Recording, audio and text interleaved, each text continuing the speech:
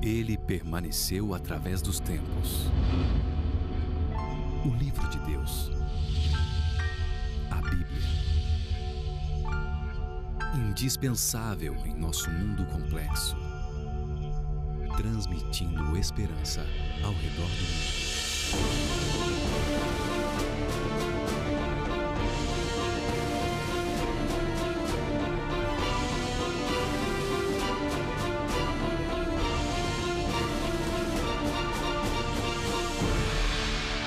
Está escrito, apresentado por Ivan Saraiva. Queridos, hoje vamos falar um pouquinho a respeito da volta de Jesus. Talvez você não saiba, mas a volta de Jesus é apresentada de maneira direta e indireta na Bíblia aproximadamente 2.500 vezes. É muito texto na Bíblia falando a respeito da volta de Jesus. E esse tema, ele é apresentado no Antigo Testamento e é apresentado no Novo Testamento. Imagine, antes de Jesus Cristo vir à Terra, já se falava do retorno de Cristo. Imagine, porque o plano da redenção é um só, e eu e você precisamos crer nisso. Todos nós vivemos momentos de crises, né? O nosso país vive um momento de crise. Agora, você sabe que nesses momentos de crises, crise familiar, crise econômica, crise social, são os momentos onde eu e você podemos mais nos desenvolver e mais devemos crescer. Sim, porque quando o mar está calmo, qualquer barco navega bem. Agora, quando a tempestade chega, quando os problemas surgem, aí é que nós vemos do que é feito o verdadeiro timoneiro. Se ele de fato é um bom capitão, se ele consegue levar em segurança o barco, a nau, até o porto seguro. E eu e você sabemos que essas crises violentíssimas que ocorrem em todas as áreas humanas, e isso aponta para a volta de Jesus. Aliás, por isso os adventistas recebem esse nome. Adventistas vem de advento, do advento de Cristo, da volta de Jesus Cristo a essa terra. Por isso, em certo sentido, se você aguarda a volta de Jesus, você também é um adventista. Nesse sentido, você também é. Você aguarda a volta de Jesus, então você é um adventista, porque você aguarda o advento de Cristo. E olha, a solução para todas as crises não está na alta ou na baixa do dólar, não está no levantar das ações ou no cair delas, não está na política econômica, não está nas políticas sociais. A segurança e a resolução das crises humanas, existenciais, sociais, econômicas, elas se afunilam e chegam em uma única solução, a volta de Jesus. Aliás, a Bíblia diz que nos últimos tempos as coisas só irão piorar. Ou seja, quando ouvirem falar de paz, de tranquilidade, sobrará repentina destruição. Eu e você precisamos estar atentos, com os olhos bem arregalados, vigiando e orando, porque nós não sabemos o dia e a hora da volta do Senhor Jesus Cristo, mas Ele nos deu sinais.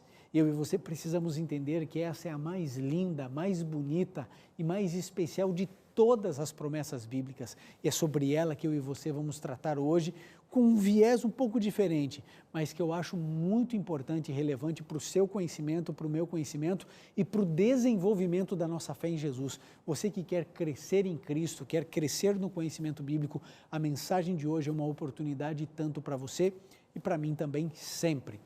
Bom, o primeiro texto que vamos analisar está no livro de Judas, bem no finalzinho da Bíblia, pertinho do Apocalipse, é o livro que antecede o último livro da Bíblia.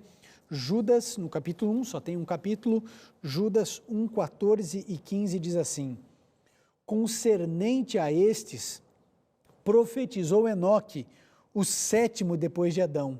Vede, o Senhor vem com milhares de seus santos, para fazer juízo contra todos e para fazer convictos todos os ímpios acerca de todas as obras ímpias que impiamente praticaram e de todas as duras palavras que ímpios pecadores contra ele profetizaram. Olha só, Enoque, ali o sétimo depois de Adão, esse profetizou já o Senhor vindo com milhares de seus anjos. A volta de Jesus apresentada dentro do plano da redenção, até mesmo antes da vinda literal de Jesus Cristo a essa terra. Por isso, esse é um assunto muito importante. 2.500 textos apresentando a volta do Senhor Jesus Cristo a essa terra. Agora, sabe qual será a reação das pessoas quando Jesus Cristo voltar? Bom, se Jesus Cristo, Ele é bom, se Ele é Deus, se Ele nos ama, se Ele deu a vida por nós, a volta dele deve ser maravilhosa. Eu e você devemos nos alegrar, estarmos contentes, aliás, devemos orar e esperar a volta de Jesus mais do que qualquer outra coisa. Agora, será que todos estarão felizes? Será que todos estarão contentes? Abra sua Bíblia no livro de Mateus, no capítulo 24, no verso 30. O primeiro livro dos Evangelhos, você que é um ouvinte da Rádio Novo Tempo, é sempre muito bom ter a sua companhia. O Está Escrito, que é transmitido ao vivo para toda a rede de rádios Novo Tempo. Sejam sempre muito bem-vindos aqui ao programa. Então agora Mateus capítulo 24, verso 30, a Bíblia, a palavra do Senhor diz assim: então aparecerá no céu o sinal do Filho do Homem, e todos os povos da terra se lamentarão e verão o Filho do Homem vindo sobre as nuvens do céu com poder e grande glória. Ora, todas as nações debaixo do céu estarão se lamentando. Por que isso? Você se lembra do texto que lemos em Judas? Que Jesus Cristo volta para retribuir o ímpio segundo os seus pecados, segundo sua impiedade. Ora, é claro que o indivíduo, se estiver ao lado de Cristo, vai estar de braços abertos. Se o indivíduo estiver em pecado, negando a Cristo em atitudes, palavras, ações, se o indivíduo estiver vivendo uma vida dissoluta, é óbvio que vai ser um espanto para ele. Por quê? Porque a luz fere, porque Jesus, ele volta como Rei dos Reis e Senhor dos Senhores. Ele agora não vem mais como um bebê inocente e indefeso, ele vem como Rei, ele vem com outro reino. Existe o reino das trevas e o reino de Deus, e quando um rei chega, o outro é deposto, e os seus súditos, aqueles que são fiéis a esse rei das trevas, esses serão aniquilados, destruídos e mortos. Quando Jesus Cristo voltar com o seu reino, com o seu exército de milhões, bilhões de anjos, quando ele voltar a essa terra, ele selecionará os ímpios para o lado esquerdo, os seus do lado direito, os bodes, esses estarão do lado esquerdo, as ovelhas do lado direito.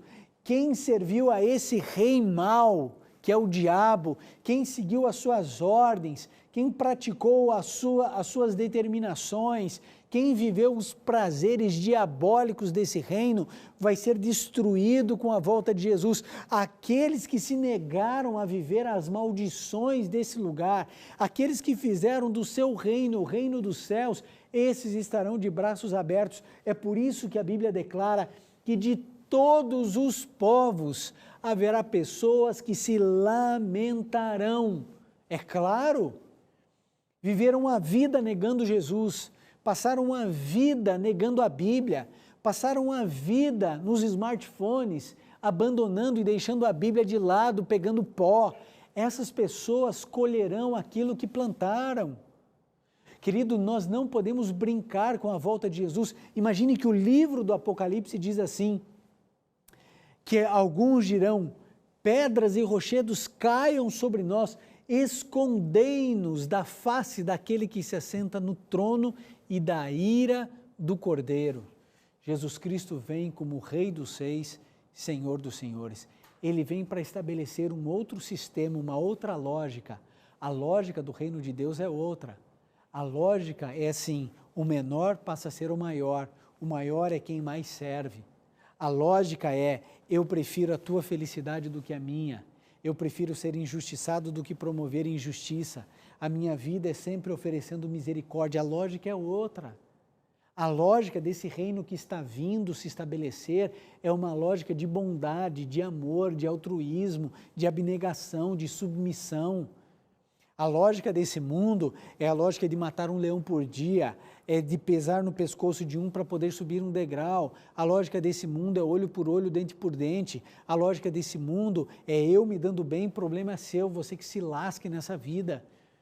Essa filosofia, esse sistema de governo será destruído, mas aqueles que amam esse sistema também serão destruídos. É por isso que Jesus Cristo disse que de todos os povos da terra se lamentarão. Você que é injustiçado, Jesus é o Senhor, a justiça nossa. Você que quer a vingança, Jesus é o justo vingador. E Ele virá para retribuir a cada um segundo as suas obras. Eu e você precisamos entender bem a volta de Jesus, porque ela está às portas. A volta de Jesus é iminente. Quer mais um texto da Bíblia? Agora Mateus, no mesmo capítulo 24, verso 37 e 39, você vai ver como vão estar as pessoas quando Jesus Cristo voltar. Verso 37 até o verso 39 diz assim: como foi nos dias de Noé, assim será também a vinda do Filho do Homem. Pois assim como nos dias anteriores ao dilúvio, comiam, bebiam, casavam e davam-se em casamento, até o dia em que Noé entrou na arca, e não o perceberam, até que veio o dilúvio e os levou a todos. Assim será também a vinda do Filho do Homem. As pessoas não estavam nem aí com o dilúvio que Noé falava.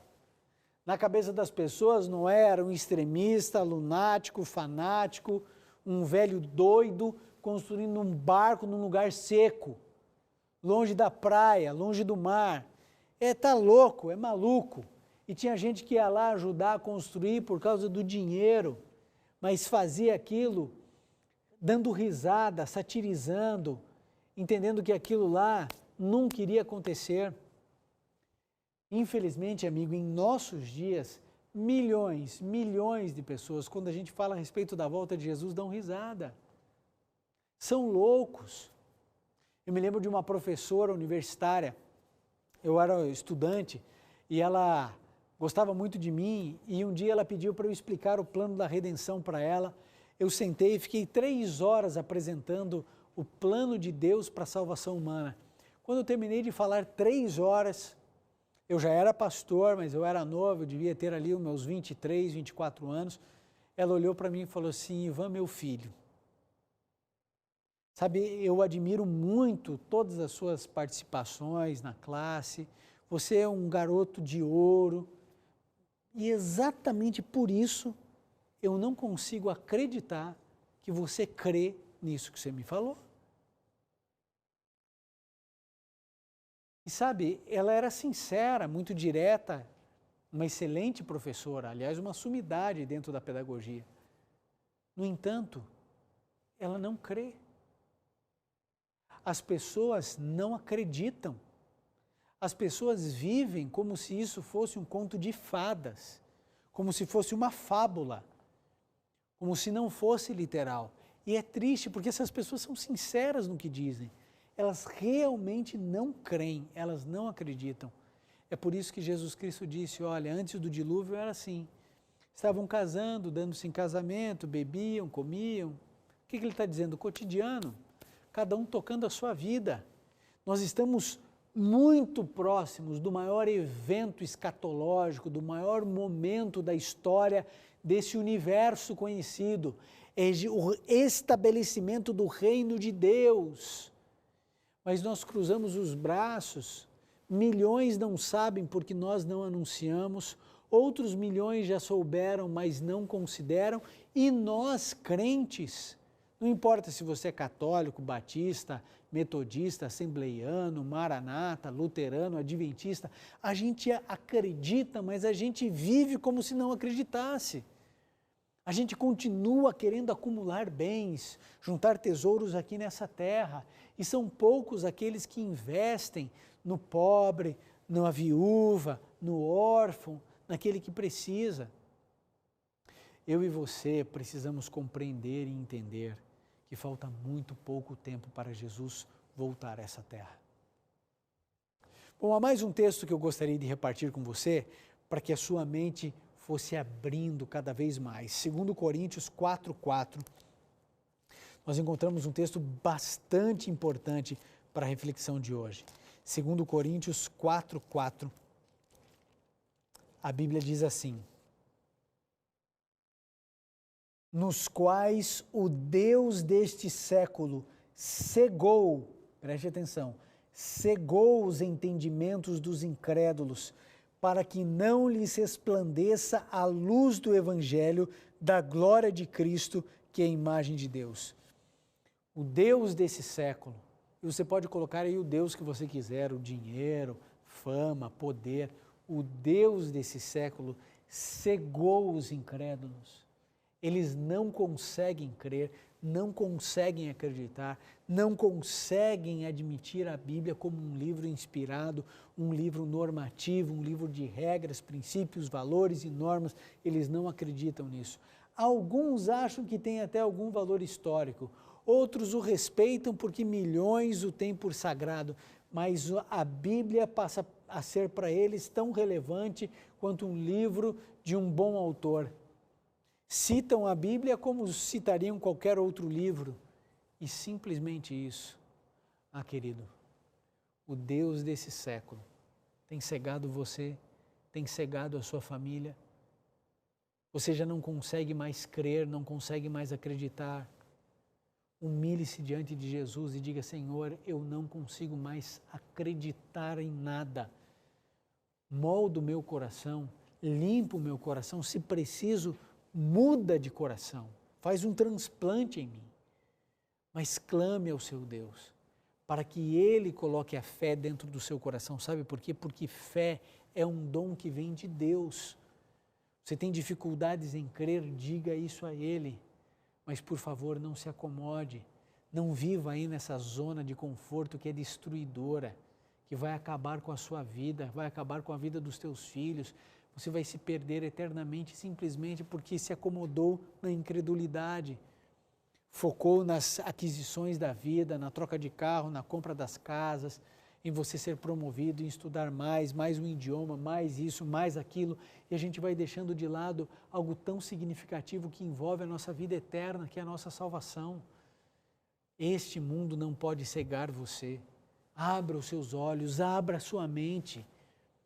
Você precisa mergulhar na Bíblia e permitir que ela transforme você, que ela cuide da tua existência. Veja o que a palavra de Deus também diz em 2 Timóteo 3, 1 a 5. É um texto que eu julgo também muito importante, é um texto forte, mas que vale a pena a gente ler. 2 Timóteo 3, 1 a 5 diz assim, olhe, preste atenção ao apóstolo Paulo dizendo: sabe, porém, isto, nos últimos dias sobrevirão tempos difíceis, os últimos dias. Pois os homens serão amantes de si mesmos, gananciosos, presunçosos, soberbos, blasfemos, desobedientes a pais e mães, ingratos, profanos, sem afeição natural, irreconciliáveis, caluniadores, sem domínio de si, cruéis, sem amor para com os bons, traidores, atrevidos, orgulhosos, mais amigos dos prazeres do que amigos de Deus, tendo aparência de piedade, mas negando-lhe o poder. Afasta-te também destes. Esta é a cena, esta é a pintura que Deus dá ao apóstolo Paulo falando a respeito dos últimos dias. Homens presunçosos, gananciosos, amantes dos prazeres, amigos desse mundo, desobediente a pais e mães. Esse é o quadro social que eu e você vivemos. Agora, é muito fácil nós lermos essa lista aqui, soberbos, blasfemos, desobedientes, amantes, gananciosos, presunçosos, e jogarmos isso para os outros, quando na verdade nós nos encaixamos em várias características, infelizmente, aqui dessa lista. Eu e você precisamos estar preparados para quando Jesus Cristo voltar. Sabe como a gente se prepara? Permitindo que o Espírito Santo trabalhe na nossa vida e mude o nosso caráter, mude os nossos pensamentos, nossos valores, nossas atitudes, nossas ações. Esse é o plano de Deus para você e esse é o plano de Deus para mim. A cada dia da nossa vida, eu e você podemos e devemos crer, nos desenvolver, estarmos perto do nosso Senhor Jesus Cristo. Acredite, Jesus Cristo está voltando a essa terra para espanto dos incrédulos. Jesus Cristo voltará a essa terra para resgatar você e a mim, desde que eu e você nos arrependamos dos nossos pecados, confessemos cada um deles e os abandonemos. Tudo isso é obra, sabe de quem? Do Espírito Santo na nossa vida. A Bíblia declara assim: aquele que começou a boa obra há de terminá-la. Deus começou uma obra na sua vida, meu irmão e minha irmã. Ele começou uma obra ou não começou? Começou. Ele vai terminar. Pode parecer que a obra está atrasada. Pode parecer que no cronograma humano Deus até deixou de lado, mas não. Aquilo que Deus começa, Deus termina, Deus acaba. A boa obra que Ele começou na transformação do seu caráter, Ele vai transformar. E isso acontece de dia em dia, momento em momento. Às vezes, a mudança é quase imperceptível. Às vezes é um pensamento, é uma palavra, é uma reação tua que era normal e agora já não é mais. Mas Jesus Cristo vai transformando você e a mim, paulatinamente, momento após momento. Querido, quando a gente fala a respeito das pessoas que viviam antes do dilúvio, 3 características eram claras naquelas multidões. Eles eram violentos, amantes da glutonaria e eles eram imorais. 3 características que conseguem resumir a raça humana em nossos dias. Eu não sei se você sabe, mas o último relatório da ONU, para espanto e desespero e dor e tristeza, mostrou que o quadro piorou. A cada segundo, uma pessoa morre de fome no mundo. A cada segundo. E isso é muito triste. Agora, os dados que vêm na sequência da ONU são piores. Porque no mundo hoje morre mais gente por obesidade do que por fome. Você vê os extremos, a fome matando, mas o excesso matando também. O Brasil não era um país obeso há 10 anos, hoje já é. Você vai para os Estados Unidos, você fica horrorizado. Tudo é mais, é plus, tudo é grande, porque as pessoas estão enormes. Sabe, eu e você precisamos entender que, infelizmente, um dos deuses desse século é a glutonaria, é o comer desenfreado. Em nome de saciar as ansiedades da vida, as pessoas comem de maneira desenfreada. Outro aspecto destruidor e avassalador é a violência, onde cada dia eu e você paramos de nos chocar. Existem tanta atrocidade, tanta maldade, e simplesmente as coisas passam. Esses dias me chamou a atenção uma matéria, um homem que levou 500 pontos, porque foi atacado por 2 cachorros. Quer saber a novidade? A novidade é que não é o primeiro ser humano que ele ataca, que esses cachorros atacam. É o terceiro. O dono faz alguma coisa? As autoridades fazem alguma coisa? Não fazem. Sabe por quê? Porque pouco importa. Não foi comigo.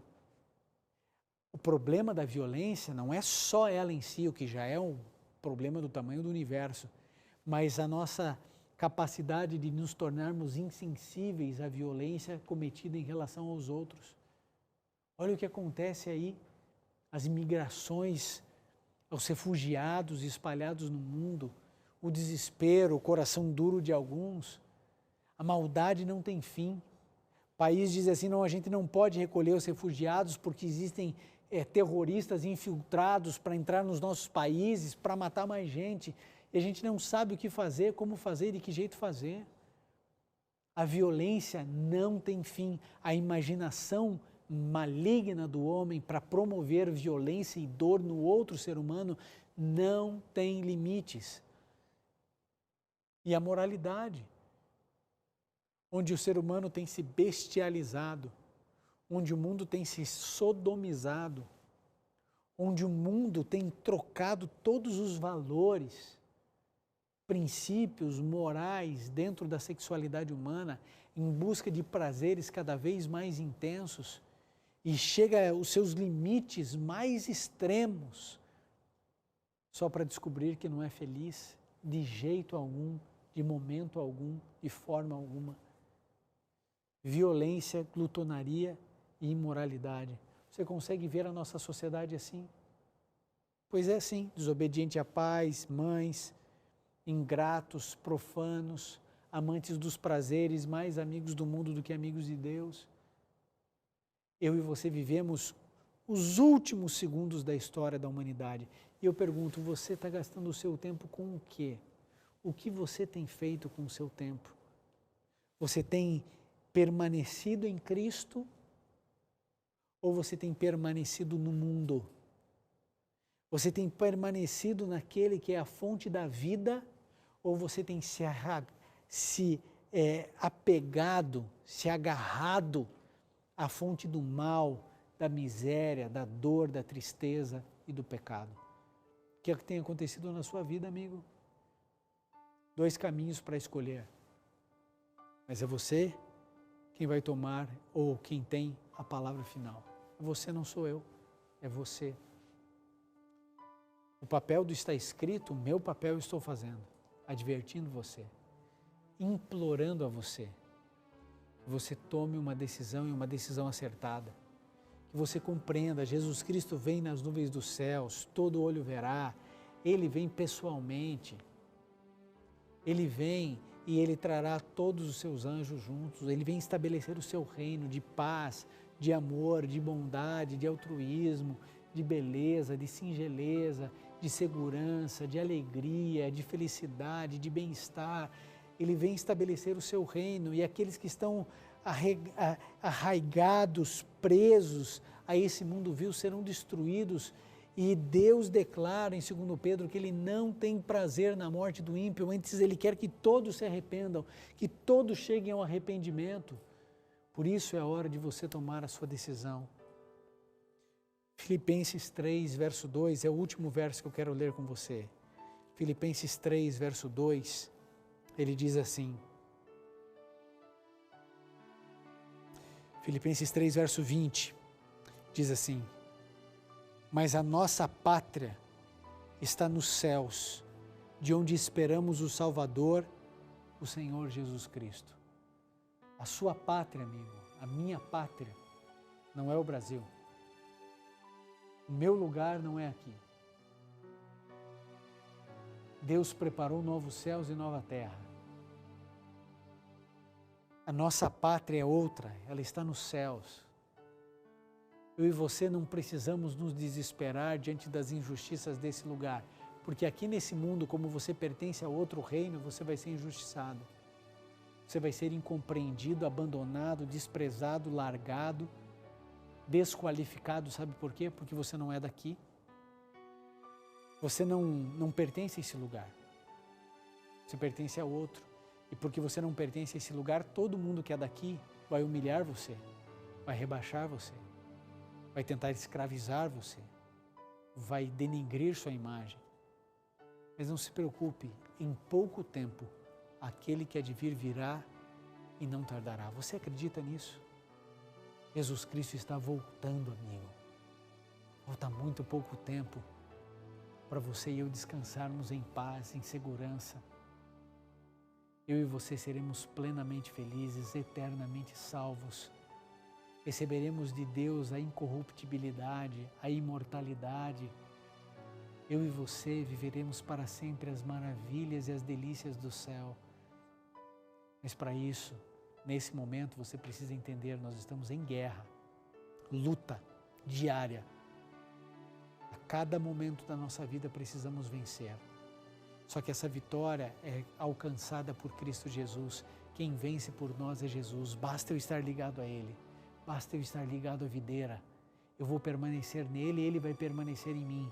E quando Ele voltar, Ele vai me reconhecer porque eu estou nele e Ele está em mim. Eu estarei de braços abertos recebendo o meu Salvador Jesus Cristo. Agora a Daniele vai cantar. E enquanto ela cantar, ela continuará esse sermão dizendo: Senhor, me molda segundo o teu caráter, me molda segundo o teu desejo, para que eu seja semelhante a Jesus, para que eu seja semelhante a Ti. Essa é a hora, querido, de você dizer: Senhor, eu tenho feito tantas coisas erradas, eu tenho trazido tanta tristeza a tantas pessoas, por favor me perdoa, me ajude a ser nova criatura, coloque em mim um novo coração, me ajude para que eu permaneça no Senhor, para que então eu esteja preparado quando o Senhor Jesus Cristo voltar nas nuvens dos céus. Deus amou o mundo de tal maneira que entregou o Filho, Ele amou você, Ele me amou. Pode falar com Ele agora. Enquanto a Dani cantar, clame ao Senhor, ore a Ele. Eu tenho certeza, Ele não vai te abandonar, Ele vai te recolher em seus braços de amor e vai te proteger. Que Deus te abençoe e que você se prepare para a volta de Jesus.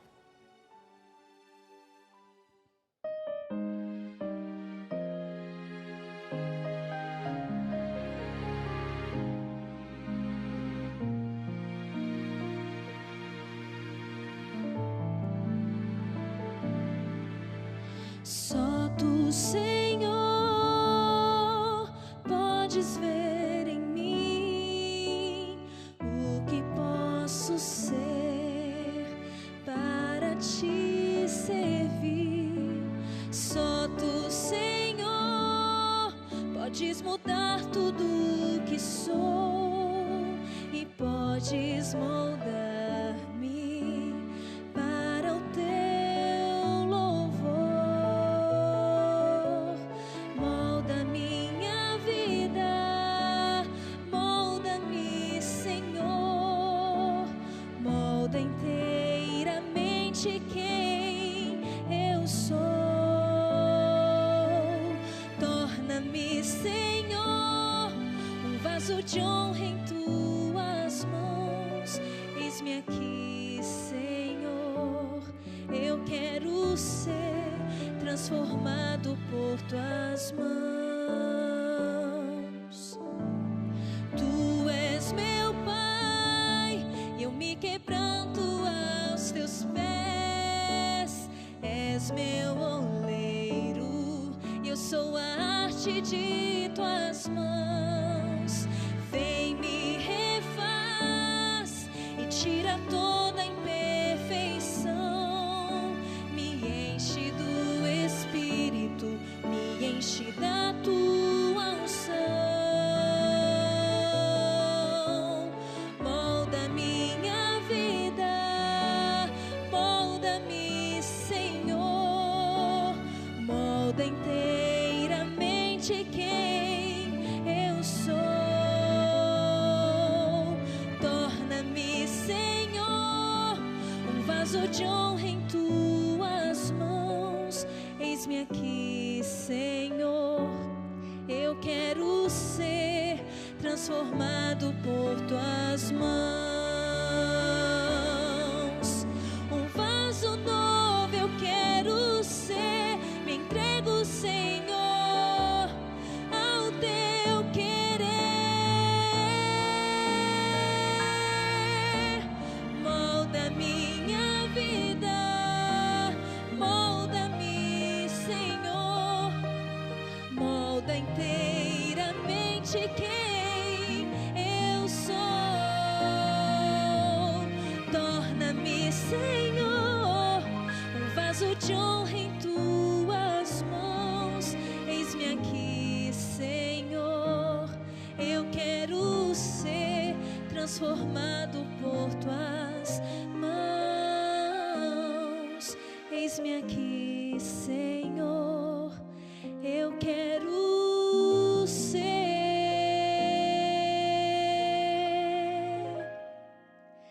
transformado por tuas mãos.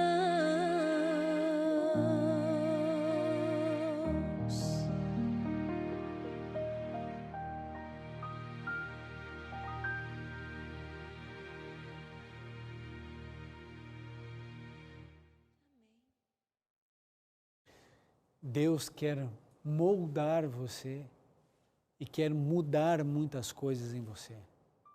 Sabe por quê? Porque você não pertence a esse lugar. Você pertence ao céu e não à terra.